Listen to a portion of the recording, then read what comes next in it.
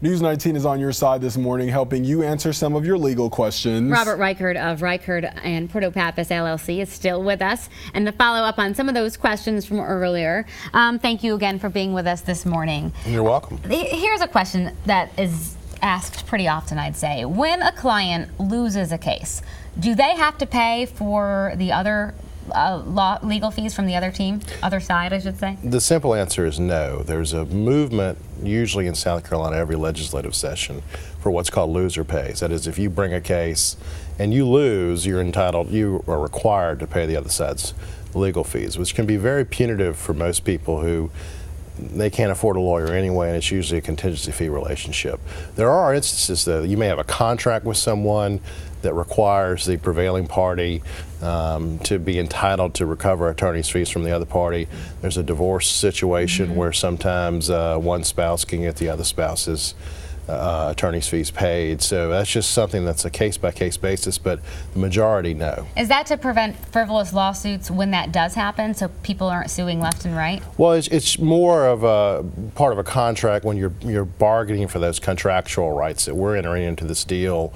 We think it's going to work, but if it doesn't work and you do sue me or I sue you, whoever loses pays the other's attorney's fees, which gives a little bit of a decision-making process of whether you are going to institute litigation to resolve a problem rather than just trying to resolve a problem. Right. Another big question a lot of people want to know when dealing with attorneys are, do the firms and attorneys carry malpractice insurance? Well, unfortunately, we are finding more and more they do not. Our firm actually does a lot of legal malpractice work. We sue other lawyers if there's been negligence. And probably in the last 2 years, especially, and I don't know if it's because of the economy or what, about 70% of the cases we've looked at, the law firms are not carrying malpractice insurance. And just because your lawyer or the law firm you're going to is in a big building or has multiple offices and they all drive fancy cars, it doesn't mean that they're carrying malpractice insurance. So ask. I mean, and if a lawyer is offended by that question, don't use them. Right. Very, very good advice Fair there. point. I'm not offended. I carry it. People ask me all the time, and you should. If you've been harmed by somebody and your only remedy is to bring a lawsuit, the worst thing that could happen is for your lawyer to do something that further harms you, and then you have zero recovery. Right. Okay, now we have also been taking some viewer questions. Go ahead and take a listen. This one's from John Springer. Well, I'm an avid golfer, and if I was to shank a drive and hit it through somebody's window in their house, would I be liable?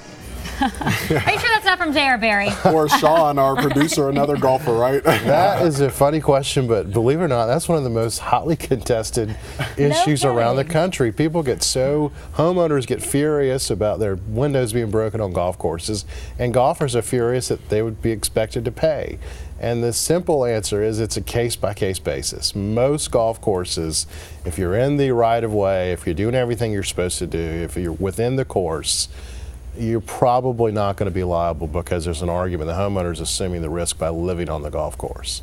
But if he does something, if they're horsing around, if there's been alcohol involved, if they're outside the regulations, they may be. Different case. But, if you break a window on a golf course, do the etiquette thing and go talk to the homeowner and pay for their window. Be the nice guy. And most golf courses actually have rules of play that most clubs have in their club rules. If you break a window, you pay for it. Okay, no kidding. All right, that's a very, very good clarification for many golfers. This next one deals with rental property, a big thing. It's coming from Bob. We'll take a listen.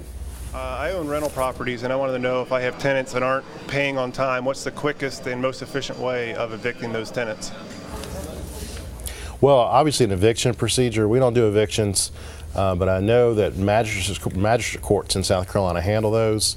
And that's the kind of thing you more than likely do not need a lawyer for to begin with if you're the homeowner. Go talk to the magistrate, go talk to the staff. They're very, very helpful.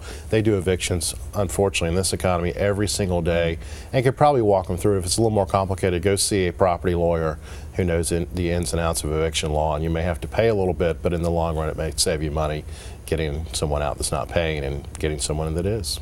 Hey, Robert Reichard from Reichard and Porto Pappas. Thanks so much. Thank you so much for being here with us this morning, Appreciate it. answering those questions. Thank you very And just much. a reminder for you guys, our Ask a Lawyer phone bank. Tonight on News 19, starting at 5, we will have lawyers in taking your questions, so be sure to send those in to us. Don't go anywhere. We have more news and weather coming up right after this.